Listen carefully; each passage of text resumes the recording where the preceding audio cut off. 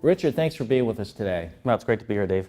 You have a very interesting company. You have a market cap of $1 million. You reported $2.6 million in revenue for the 6 months, but you made an acquisition that could add $12 million in revenue in 2016. You're an event production company. Talk to me about your business model. Well, we're in the business of providing fun and nostalgia, essentially. We've done a lot of innovation, so I think the more innovative event is Slide the City. Another one is called the Lantern Fest. And then two of the companies that we acquired in the acquisition are called Color Me Rad and The Dirty Dash. So these are events that, who participates in them and how many will you hold in 2016? Well, the range is from children that are over 52 inches in height up to grandparents, really. So the Slide the City is designed to appeal, I think, to millennials who value experiences over things. And then it also, I think it appeals to their parents as well, because I think some of us, people that are not millennials at this point, can remember having a slip and slide. Yeah, we like to have fun too, right? Right. So, well, what does each event generate? What's the range in these events in terms of generating revenue? For each event, I think it's anywhere from $80,000 to $300,000 an event. Okay. So talk to me about the acquisition, big acquisition. Again, this company that you bought did $12 million in revenue in 2014. Talk to us about that acquisition. That acquisition, like I said, included the Color Me Rad run, which has these fun runs. They're color runs, domestically and in Canada. And they also have an international reach as well, with a franchise system. It's fairly big in Europe. The other component is the Dirty Dash, which all of those events are produced corporately. A little bit smaller footprint, but lots of room for growth there. Springbok also held the rights to operate 60 Slide the City events in various cities. So these are 1-2 day events. They charge whatever it is, $10, $15 to participate? Yeah, on the low end, it's $15, like a single slide.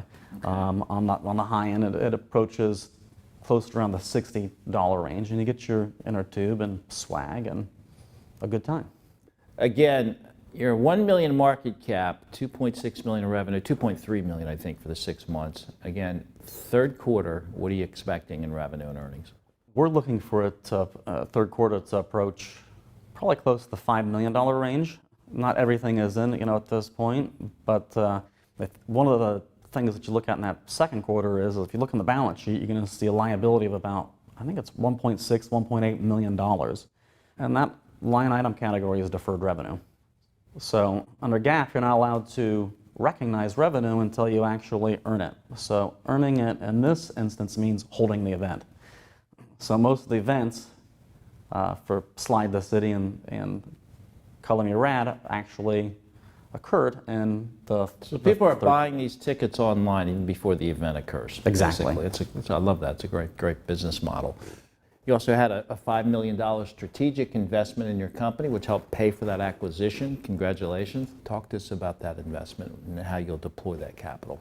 Well, the initial draw was $1.8 million, and it was used to acquire the Springbok Holdings entity. So that capital is predominantly used to set the stage for all the events coming into 2016.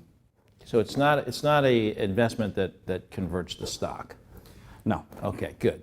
So you'll start, in 90 days, you start paying that back, quarterly payments, basically. What's the coupon on it? Well, actually, what is it? It's interest only for the first 90 days. Okay. And then it ramps up to principal and interest.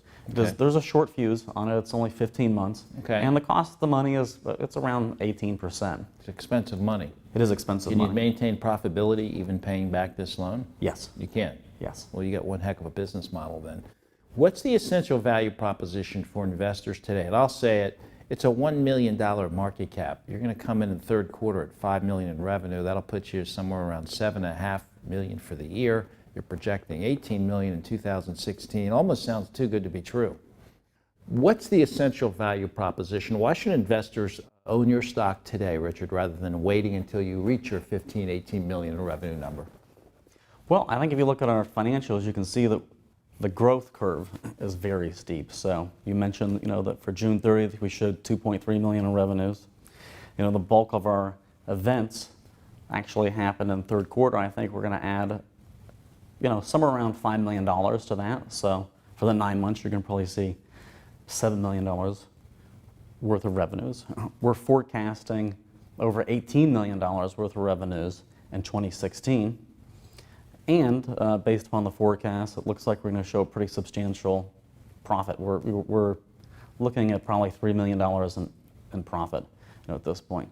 I mean, currently we have a $1 million market cap. We're relatively unknown at this point, and I think once the investing public.